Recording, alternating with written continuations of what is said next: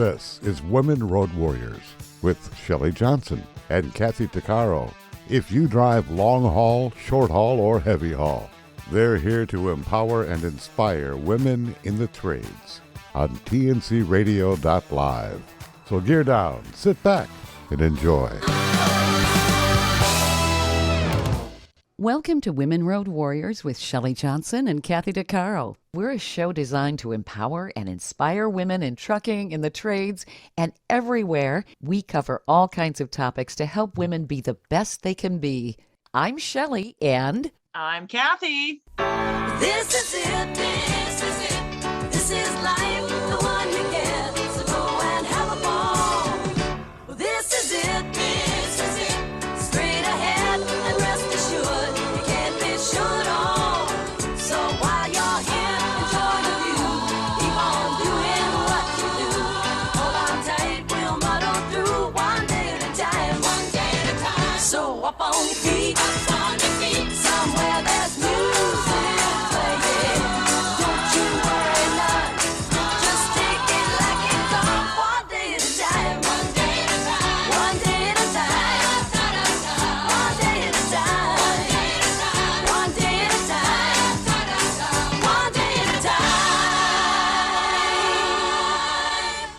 this is a very special episode of Women Road Warriors, as you can probably tell by the TV show theme One Day at a Time, and we're really excited.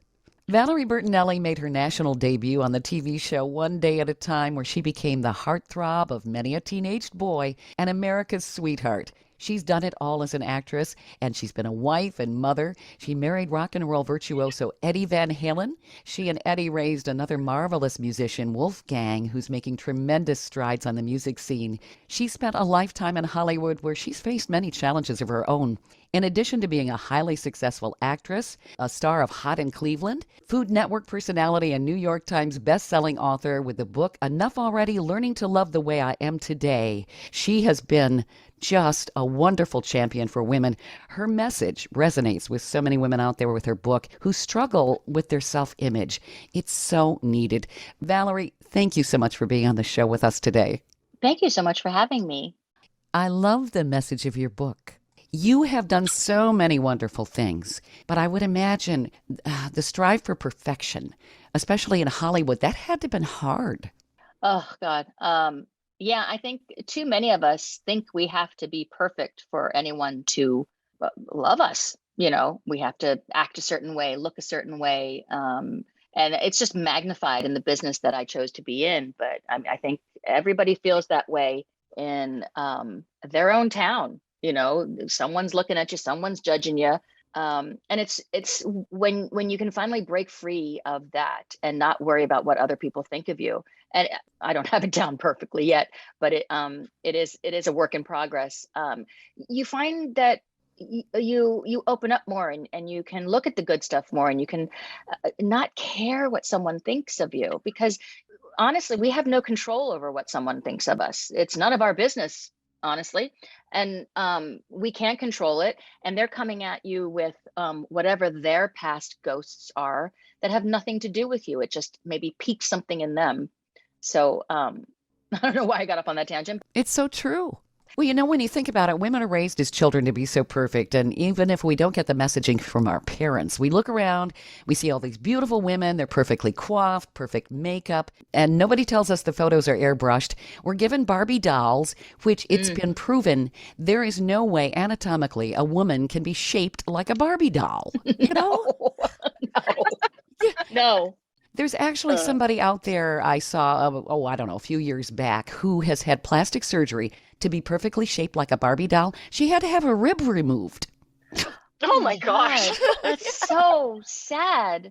Yeah. I mean, think about the lie that young girl or woman must have grown up with, thinking that she wasn't of any value unless she looked a certain way. What is that? That's so wrong. It's such a lie. Yeah. So wrong. Yeah. It took me a long time to do the same. I started modeling when I was young and did Miami and New York and all that, Montreal. And I was stuck with this stigma in my mind that that's what I had to be like, right? And just like you were saying, once I was able to free myself from that, it took 40 years later to do it. It's but once hard. I felt like Peter Pan, like, woohoo! the Yeah. freedom of, I don't care. You don't like what I look like? Don't look.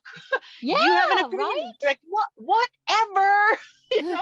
Oh There's Exactly. my so much hope for God. the younger women of the younger generation coming up, that it's easier for them to say, screw you, I don't care what you think, and they're able to talk back to the misogyny and whatever it is that held a lot of us down. They're fighting back harder than ever, and I'm really proud of the next generation coming up.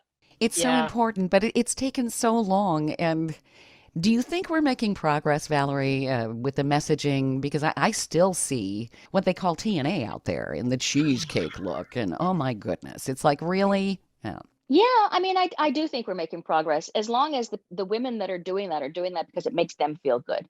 Mm-hmm. I think you can do whatever the heck you want if it makes you feel good. If you want to wear that because you feel prettier, you do it. But Mm-hmm. don't wear it because you think some guy is going to make you think you're prettier or say that you're prettier. Do it for yourself. Whatever makes you happy. Yep. That's the golden key right Yep. there. Yep. I But totally agree. I don't think it matters what anybody wears or does or says. As long as you're not hurting another human being, then do Mhm. what makes you happy. Yep. Valerie, you've always, I think in the public's eye, you've always been so perfect. Uh, what made you think that you weren't? Oh my goodness. Because I wasn't, and I'm still not. And I don't think that there is such a thing as perfection. Right. Maybe Betty Sure. White came close to it. But she was Yeah. still a human being. Oh, sure, sure. Yeah. Betty was just fabulous. But you've also done a ton of things and been a marvelous example. Um, I think that I've led a very blessed life. Maybe that word gets overused, but it's true. I mean, I am grateful for the life that I have because I worked hard for it. I didn't used to give myself credit for how hard I was working. And now that I'm almost 62 and people are starting to tell me, before we do any interview, I'll hear my life story. I'm like, oh my goodness. Yeah, I guess I have done a lot. I guess I'm not as lazy as I thought I was. Because when I do work hard, but man, I know how to rest hard. I can tell you that. I'm a good rester. And I would think that, well, that makes me lazy. No, it doesn't. I'm recharging. Leave me Oh, alone. sure. Yeah, you Yeah. got to have that time. Absolutely. Yeah. Love that. Absolutely. Well, you've done so many things and you started early. If you wanted to maybe give a brief synopsis of everything you've done, how old were you when you got into Hollywood? I think I did my first commercial for JCPenney. I did my first commercial when I was 12. Uh-huh. And I got One Day at a Time when I was 15. And then Wow. I started doing TV movies, I think when I was 19. And then just kept going. I took 5 years off when Wolfie was a baby, Mm-hmm. because I got a mini series, and Wolfie had just entered kindergarten, so I couldn't be there for him every day. I had to go to Park City and Salt Lake City, Utah, and basically live there for 2 months. But this was before 9/11, so I was able to fly back a lot. I was in the airport maybe 5, 6 times a week flying back. And then Sure. Ed would also bring Wolfie up. But in kindergarten, he drew this picture, the kindergarten teacher, who is still my very good friend, Julie, his teacher. We were in book group together. She had the whole class draw a picture of like, if you could fly anywhere, where would you fly? And all the kids were like, someone wanted to fly to go see Santa Claus. Someone wanted to fly to a candy factory. Someone wanted to, fly with the birds because whatever. And then Wolfie's was, I want to fly to Park City, Utah, because that's where his mom was. And I thought, okay, that's it. I'm Oh, done. yeah. I'm done. Sweet. I'm not gonna. There's no reason for me to work unless I can like get something during the summer and Wolfie come with me. So I Mhm. Yeah. stopped working for about 5 years. Well, when you think about it, Oh, motherhood is the ultimate job. It's a blessing. yeah. And yeah. Yeah, and it was my favorite job. And it's still, even though my son's going to be 31 in a month, it's still my favorite job. And you're And he still a rolls his smile. eyes at me. But Oh, he's still my sure. baby. Sure. But you've been a terrific mom and all of that. Well, I don't know. Let Wolfie chime in on that one. We don't know about that. The jury's still out on that one.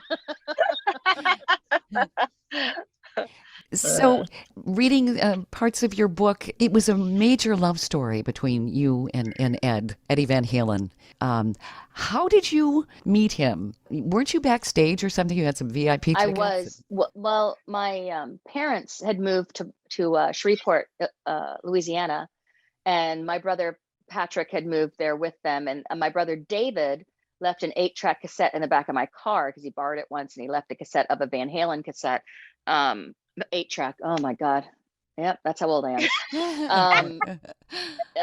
And they called me and they said, listen, we know the radio DJ here. And he said, if we can get you to come with us, we can get backstage and meet this band. I'm like, who is this band? So I played the 8-track. I'm like, oh my God, they're amazing. This guitar player is ridiculous. And then I saw the album of Women and Children First. And I mean, Ed's just, he's such a cutie. So I said, yeah, I'll go. I want to meet this guitar player. And we went, and Ed was so shy. Dave was not, Al was not, and Mikey was a sweetie pie. But I mean, Al was very kind too. Dave was the only one that was like, doesn't matter. It doesn't matter. Good old Dave. Dave is Dave. Dave is Dave, and you know, what he does really, really well. So I'm happy for that. And then we went back to their Motel 6 after the show, and we hung out by the pool. And then they had to take off, and I gave Ed my number. This is before cell phones, mind you. So I gave him the number of my parents' house, which is where I was staying. Right. And he didn't call for 3 days. Oh, the And when he nerve. finally called, I said, yeah, I'll come visit you. And me and my brother, we took off for Oklahoma, I think it was, and watched the show there. And then we just, you know, that was it. We were together That was from it. then on. It was a magnetic attraction, wasn't it? It was. We were meant to be together. I'm the only thing I regret is that we got together so young, and that Yeah. I learned so much in the 40 years that I've known him. And I would have done so many things differently. My compassion would have been more in the forefront for the pain that he was going through, as opposed to being upset at him because he's doing drugs and alcohol. Find out what pain is he trying to cover up and not deal with. Sure. And I was too young to know, because I was covering up my own pain. But we came to a good place before he passed. I just wish we had had more time. Yes. Yeah. Terrible loss, Wow. but you had some wonderful years with him, and you have Wolfie, that's a blessing. Yeah, a blessing, a big blessing. Yeah. I feel bad that Wolf doesn't have his dad here to be able to enjoy the success he's having right now. Sure. I mean, I know damn well that Ed and I would be at the Grammys with Wolfie to watch him, hopefully, knock on wood, win. Yes. So, Valerie, what are some of the messages you want to give women? I know that our audience are women in the trades. They have certainly a lot of challenges just having to prove themselves in a man's world. How do they do this without driving themselves completely crazy, trying to be perfect?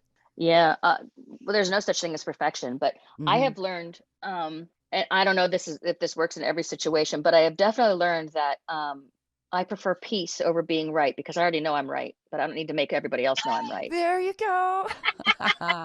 So peace is always the easier path to walk down. And you don't have to grit your teeth knowing you're right. Just know that between you and God and the universe, or the higher power that you have, whatever it may be that you have, you know you're right. You don't need to make that butthead know you're right as well.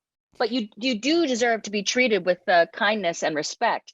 That is more of a challenge with some people out there. I don't know how mothers are raising their sons, but you got to teach your sons to respect. Yeah, I'm seeing a lot of disrespect out there. And I myself would go, huh?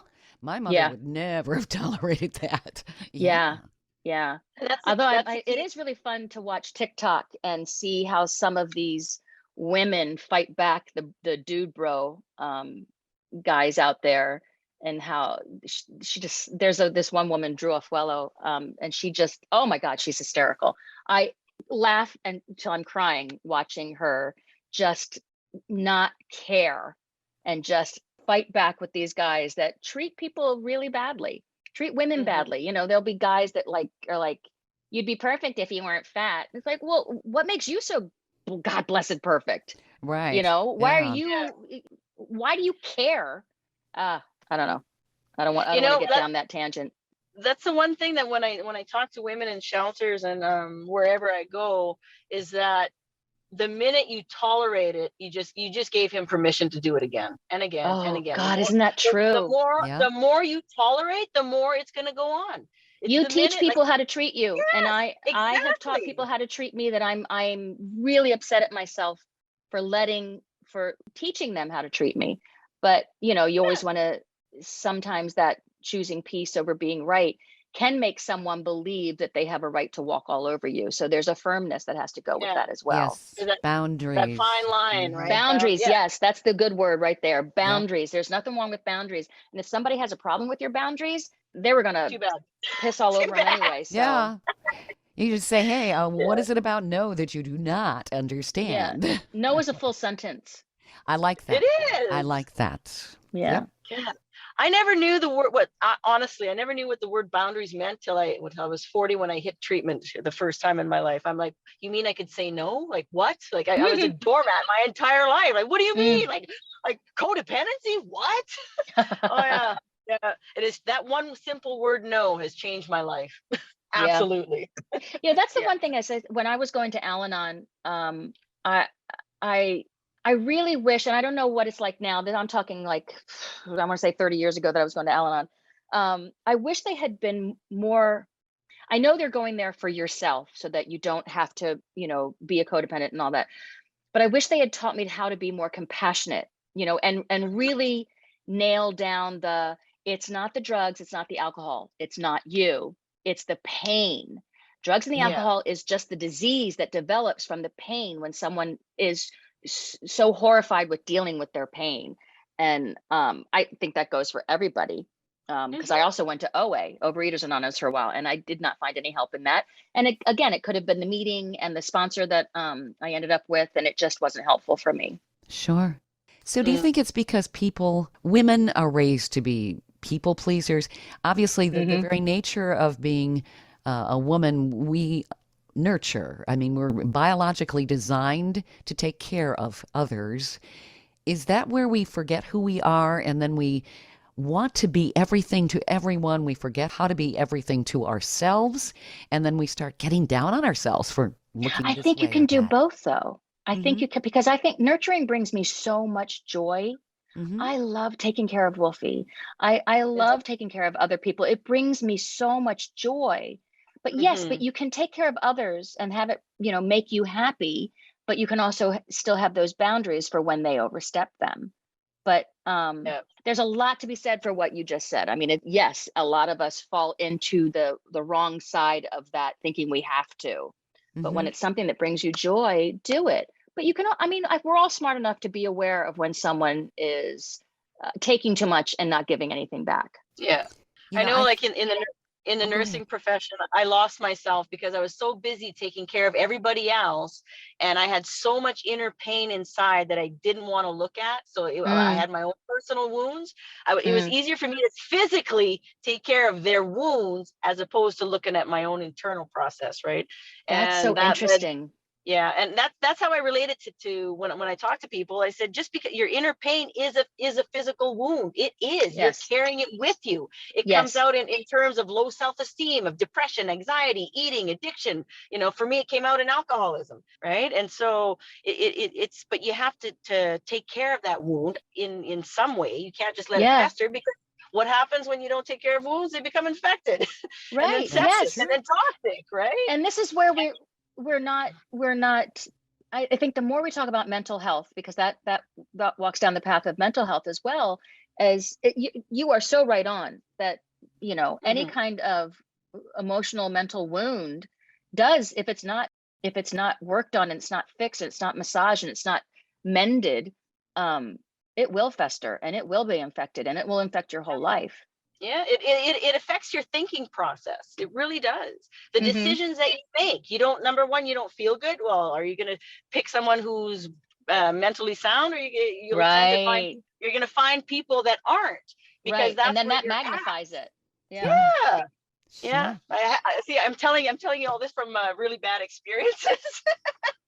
So I But had to learn the that's hard what way. connects people. And God bless you for willing to talk about these experiences, because this is what helps people. This is part, I believe, of nurturing, Yeah. and that's in your soul, that you are a nurturing soul. You are a gift to this world. And when you do share your stories, all of a sudden some people go, wow, that was me too. I can't believe someone else Yeah. is going through the same thing I was going through. And you just don't feel so alone anymore. Exactly. Stay tuned for more of Women Road Warriors coming up. Great leaders challenge their people not to stop at the first right answer.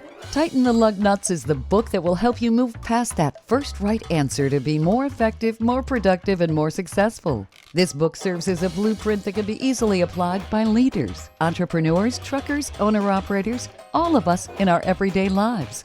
This is one of the best leadership books you can read to help you accelerate towards your personal and professional goals. Plus, a portion of the proceeds will be donated to truckerschristmasgroup.org.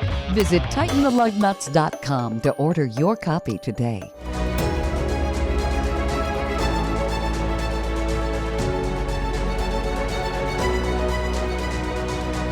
Kathy DeCaro is nothing short of amazing. She not only drives the world's biggest truck as a heavy equipment operator in northern Alberta, Canada. She's an international motivational speaker and the author of Dream Big, an autobiography about overcoming a lifetime of trauma and abuse that led to dreams of success. Kathy inspires people the world over to change their lives and improve their self-worth. Her book will change your life. She's passionate about personal growth and believes anyone can change their circumstances and overcome their obstacles if they believe in themselves. Her life will amaze you and seriously inspire you. Be sure to order a copy of her book, Dream Big, on Amazon.com.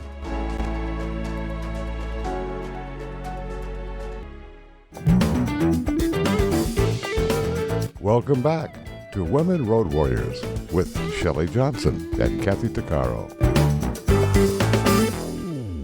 I think our society has a tendency still to shame and use the word should. I like to tell people I stopped shoulding on myself a long time ago. That's so good. Yeah.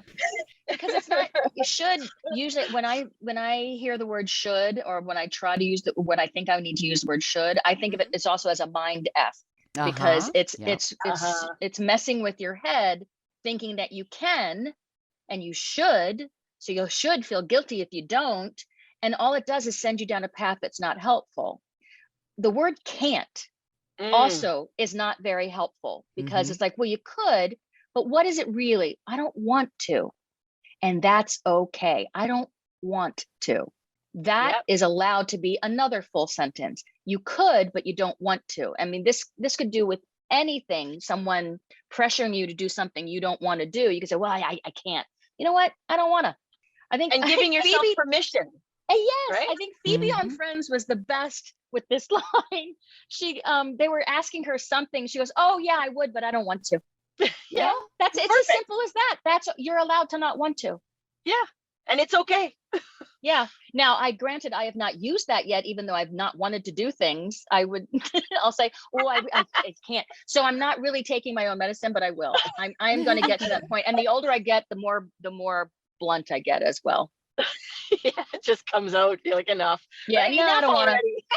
yeah, Yes, enough already. Yeah. So do you think a lot of women don't necessarily do that because they're afraid of rejection? Yeah. Mm-hmm. Yep. Absolutely. Yeah. Yeah. And what are we going to be rejected from? Someone who wouldn't appreciate us anyway? That's true. Right. Yeah. Yeah. Because there's so many great people out there that would appreciate you. And don't lower your standards. Or you know what?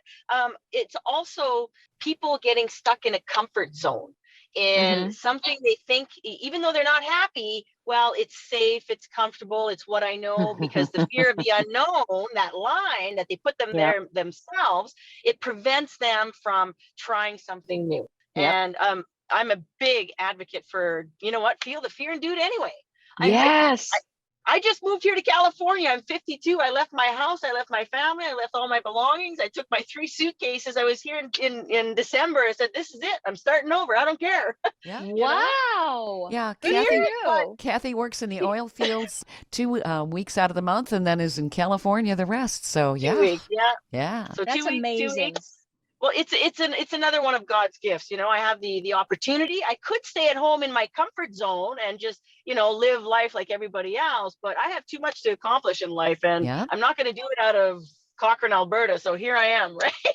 With my 3 suitcases, and I'm starting over. Let's go. Bring it on.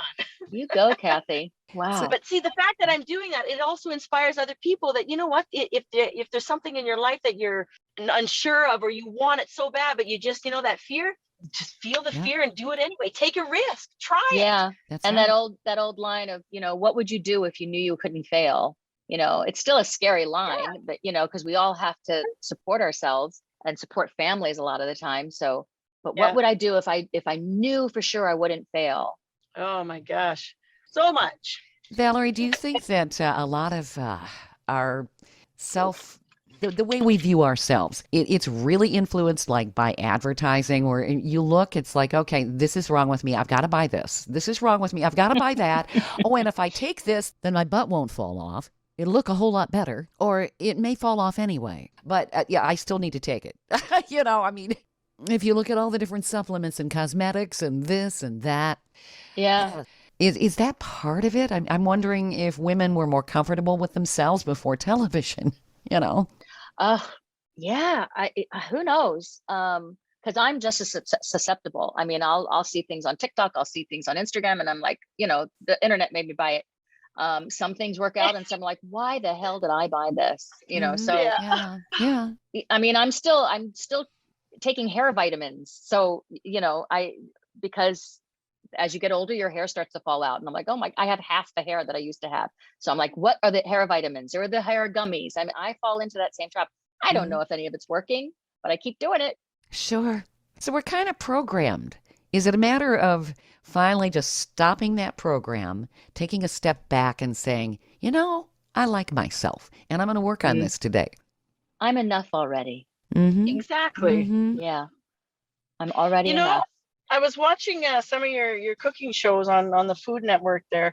And what I love the most about the energy that you portray is that this is it, right? You are who you are. There's no fakeness. There's no, trying to portray something. You're just you.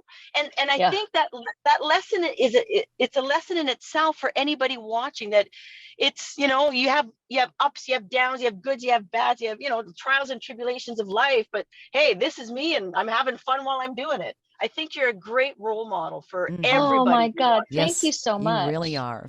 Yeah. Thank Yeah. you. You have no idea how much I appreciate that, because sometimes I feel like an awkward little thing. I mean, when I make mistakes in the kitchen, it's like, oh, well, and sometimes I'm like, please leave those in, because I don't know everything. I'm learning along with everybody else, but I just want people to enjoy themselves in the kitchen.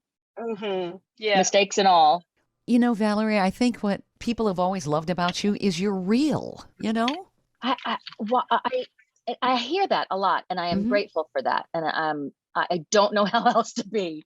I don't like, I guess I'm like, well, what is not real? What would that look like? What if I was trying to put on, and I already have, what is that thing that people, imposter syndrome, I already have that already. So can you imagine I don't know what I would do if I really was being an imposter. So yeah, it would be doubled. Your genuineness, it just shines out of you. You have this inner light that just shines automatically, right? And a kindness, an inherent kindness that people can sense. Thank you. Yeah. I want to treat people the way I want to be treated. That's all. That give and take, that energy that I put out, I want back. It's not selfishly, I want to exude kindness into the world, because I think we need a lot more of it. Oh man. Yeah. But I also, what you put out, you get back. That's right. It's very true. Right. Very true. Yeah, I think that our world has gotten meaner. It feels that way. Yeah. It feels that way. Yeah. But I don't think it has, because then I'll look back and, what was going on in this country 30 years ago. It's like, oh, yeah, there was pretty crappy things going on then too. Mm-hmm. So, when does it stop? I don't know. When the bulk of us decide that we're going to not put up with the meanness anymore, and just try to teach our sons, teach our daughters kindness, boundaries, gratitude, that kind of stuff. Yep. Mm-hmm. That is lacking. I totally agree. But then again, there's a lot of people that are really, really good out there too. You know, I really truly do believe that there's the majority of people are good people. And then you have, the wackadoodles that just want to tell you how to live your life and say they want less government, but then they want to, rule your life. So that's crazy. Removing toxic people that are around you is a big part of internal happiness. It's for sure. Whether even people that are in your family. I had to step away from my own personal family for a few years just because it was too toxic, and I couldn't heal if I was around them all the time. So in order to get better, to make Kathy awesome again, I had to step away and figure it out. Yeah. Right. That was very smart of you. How did you get that? Obviously you're a smart woman, but how did you come to that realization? I ended up drunk and homeless on the streets, having lost everything I owned at 42, and I had to restart from scratch and figure out my foundation, what went wrong. And so, I took a year off, and thus the book. It's quite the story, But wow. but you know what? It was one of the best things I couldn't have done for myself, was love myself enough to know what I need to take the time and do it, as opposed to push and try and live and try and, do 10,000 things. And because you need that paycheck. But I ended up, I spent a whole year in a women's center where I learned about boundaries and codependency and addressed all the sexual assaults and learned about anger management and, all that stuff. So it really helped. Amazing. Yeah. So Valerie, your book, Learning to Love the Way I Am Today, was that something that was a gradual process that you made that realization, or did you just wake up one day and say, aha? No, definitely a gradual process. And coming to that part, there was years of me going, why am I so unhappy? Why I've got so much to be happy for. Why am I so miserable? What is happening? Why can't I just take all this in and just appreciate it and love all this hard work I'm building? Why am I so miserable? So I through searching for that and trying to get over my anxiety, because I have intense anxiety, and I'm still dealing with it, but I'm dealing with it a lot better than I used to deal with it by just shoving it down and not wanting to feel it. So I would eat myself to oblivion. That wasn't helpful, obviously. But now I can actually talk to my anxiety and say, okay, because this happened to me 3:00 this morning, because I realized I'm anxious about traveling again, because I haven't in, a while. And I'm going to be gone for 2 months. And I'm really worried about my animals, because I take care of them a certain way, and we've got a rhythm down, and someone's going to be living here and doing it without me. And it worries me. So I had that conversation with myself at 3:00 this morning. Okay, anxiety, I can really feel you. I was just about to fall back asleep, and you really want to talk to me. What's going on? And just really talking and trying to listen where in my body that I was feeling this. It's a physical feeling.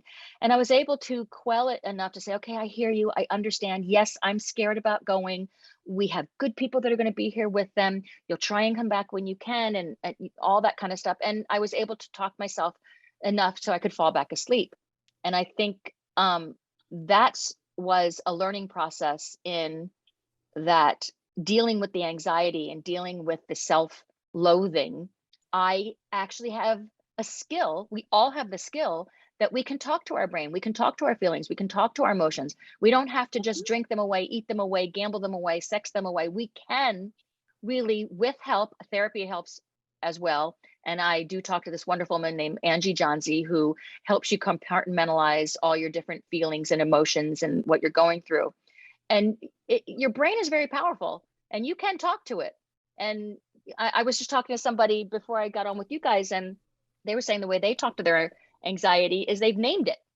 They gave it a name. Like, I'll call mine Karen. It's like, Karen, what do you want now? Do we really need to talk about this right now? I guess so, because I need to go to sleep. But if you really talk to it, as opposed to try to shove it away, go, no, I don't want to feel this. No, can't feel it. You're going to feel it anyway. It's going to come up. Why not just talk to it? What does it want? You're engaging your logic, I guess, the logical mind. Yeah, maybe. Yeah. Yeah, because anxiety, I've heard it can run in families, and I think that women may be more prone to it. My I'm son not has actually intense sure. anxiety, and I wish I could Okay. help him more. I feel like a failed mother because I haven't helped him there. But Oh, my also, he daughter doesn't the want to take same. information from me. Yo, really? Yeah. Yeah, she's the same. Intense Ed anxiety. Ed had it too. Ed was Really? intensely anxious all the Okay. time. Wow. Yeah, I've had anxiety. I actually had a panic attack that I was taken to the hospital. That was Oh, quite some time ago, and they were wondering if I was having a heart attack or something. That was not it. It was just a major it's panic attack. real. And I Yes, it just is. want Yeah. people to know that your mental health is real. Yeah. It's real. It's not fake. You're Yeah. not faking it. It's real. And you Uh-huh. can we can acknowledge you for that. And we can say, there are tools that you can do to help you. There is medication out there too, if you want to take it. I wasn't successful with any of the medication, so I stopped taking it. But I am successful with being able to work through it through therapy and through just talking myself through it at 3 o'clock in the morning, like I did this morning. There's so many resources out there, so many. Yes. And I think that one of the biggest things is for people to recognize that it's okay to not be okay. You don't Yes, have to thank put on that you. front, Yeah. Yeah. Yes, you don't have to right. put on that It is image okay all to the not be time. okay. Yeah. Yes. But obviously we want to feel better. So Yeah, for but me, it always acknowledging is a big I would eat something because it would make me feel better because it reminded me of all the love that I had whenever my grandma or my mom would serve the food. But I was using food in the wrong way. And now I can like talk to, I mean, it's okay to feel this way when I feel this way, but yeah. I also wanted to get back to sleep. 3 o'clock in the morning is too early to get up. Sure. Well, it's like you say, it's finding it, satisfying the hunger for life without opening the fridge. I love that. Yeah. Yeah. I wish I had really taken that to heart more though, because I think I was Yeah. just saying the words and trying so hard to believe them, Yeah. but not doing the rest of the work because I was so worried about gaining weight. And now it's just like, you know what? It's life. It's going to happen. Yes, Oh I'm my still going to try and eat better. I'm still going to try and, eat more fruits and vegetables because they make me feel better. Drink less alcohol and less sugar because that Yeah. does not make me feel good. So as long as I keep doing that and moving my body and stretching, I shouldn't have to worry what the scale says, and I'm not going to get back on it because all No. it does is mess with my head. That's right. So One good diet control that I have that Shelley knows about is the last couple of years is I have developed a severe allergy to gluten, and it keeps you away from the fridge. Let me tell you. I Yeah. have one little thing of gluten, and I'm in the hospital with I have to be in emergency. It's so bad. Oh And my God, Kathy. yeah, and I was looking at your recipes, and I'm like, oh, there's nothing that has gluten free. I'm like, darn it. I'm sorry. Oh Well, my there God. are gluten-free noodles out there, and I mean, like the Oh yeah, tuna yeah. sandwich. There's gluten-free bread that's really good. So Oh, I do that I sometimes as well. I haven't found the gluten-free bread that's good yet, but I do a lot. But we should people have this thing about gluten-free. You think it's the minute you say gluten-free, they said, that's disgusting. But actually, because now I have no choice but to find research on gluten-free foods, I've found some really, really good recipes. And I bet you if we were to do a show together, we cook the same thing, you do yours and I'll do the same thing gluten-free, and we have the audience in front of us tasting it, they wouldn't be able to tell. They would. I think you're right. yeah. They would find There's the some gluten-free amazing version flours out better. there. Yeah. There's cassava Yeah. flour, there's almond flour, there's coconut flour. I've used all of them in different recipes. They are really, really good. Mm-hmm. Yeah, they are. Yeah, Yep. we should do that show. Just you and I. Yeah. You do the There you regular go. one. I'll do the gluten-free one, and then we'll see if they can tell the difference. There you go. I love it. Yeah. Yeah. Stay tuned for more of Women Road Warriors coming up. Industry movement Trucking Moves America Forward is telling the story of the industry. Our safety champions, the women of trucking, independent contractors, the next generation of truckers, and more. Help us promote the best of our industry. Share your story and what you love about trucking. Share images of a moment you're proud of. And join us on social media. Learn more at truckingmovesamerica.com.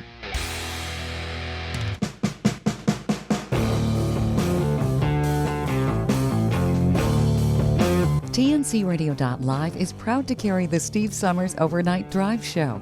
TNCRadio.live is dedicated to commercial drivers. We offer the news, traffic, and weather you need, and the entertainment, sports, talk, music, and celebrity interviews you want to hear 24/7. We have original shows and trucker podcasts that feature some of your favorites, like Ice Road Alex Debogorski and America's Truckin' Sweetheart Marcia Campbell. TNCRadio.live is convenient and designed for professional drivers. The best part is we're free, and you can listen anywhere you are on the road. With just one tap, you can tune into Steve Summers and us right on your phone. Simply download our app by going to app.tncradio.live. That's app.tncradio.live. Welcome back to Women Road Warriors with Shelley Johnson and Kathy Tuccaro. So, Valerie, what is the main message of your book? I think that we pretty much covered that, but you've got so much packed in there. It's a wonderful message for women. Is it kind of part of the process of learning to not run away from ourselves, to be comfortable in our own skin, essentially? Yes, yes. Mm-hmm. All of that. Yes, that's exactly what it is. Because we are enough.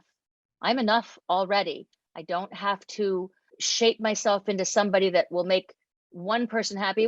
I'll never, ever, ever have everybody like me. I'll never make everybody happy. It's just impossible. So stop trying so hard. What's the one person I can make happy? Me. Me. That's who I need to make happy. 100% right.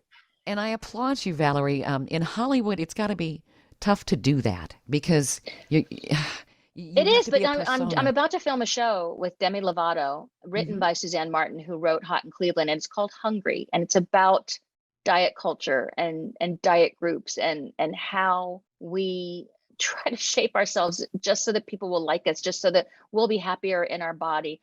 All that stuff that it's so good. I'm really excited to shoot this, so I'm hoping NBC picks it up. What a I great think the world message. needs this show called Hungry. It really does. Nice. That's terrific. So where do people find your book, Valerie? You can find it. I would suggest going to your local bookstores because I always like to support them. So any local bookstore in your neighborhood or in your area, you could also go, barnesandnoble.com, any place that books are sold, you can find this book. Awesome. I applaud you for doing this. Was it kind of tough to finally get started on this book? Were you a little apprehensive, or did you say, hey, this is a catharsis, this is so freeing, I need to share this message? Well, at first it was very cathartic. And it was like journaling intensely almost every day. And there were some days I just didn't want to do it. And by the time I was done, I was like, oh, I don't know if I want people to read this. This is really personal. So I don't know if I'm ready for this yet, but I knew I was, because I knew just by doing shows like yours and talking about the book, it would strengthen my resolve to believe that I am enough already, and that the way I look is not how any of us are to be judged, the way we look. And hopefully by spreading that message, that we are enough already. You're awesome. You're You so really are. awesome. Oh, thank you. I'm giving you the biggest hug right now. Yes. Oh, Yes. same. Thank you. This is wonderful, Valerie. Thank you. Thanks for having me, both of you. The message in your book is so powerful, Valerie. It's going to help so many people. Thank you for doing that. Yeah, We all have each it other's is. back, right? That's All right. of us women, we really need to have each other's back. That's We right. really That's do. right. And we still love you men too. I promise. Yeah, I have brothers and a son, so I still love all Yeah. you fellas as well. Yeah. You've been such a blessing. Thank you so much. It's been wonderful having you on the show. You have a wonderful day, Valerie. You've been listening to Women Road Warriors with Shelley Johnson and Kathy Tuccaro. If you want to be a guest on the show or have a topic or feedback, email us at info@tncradio.live.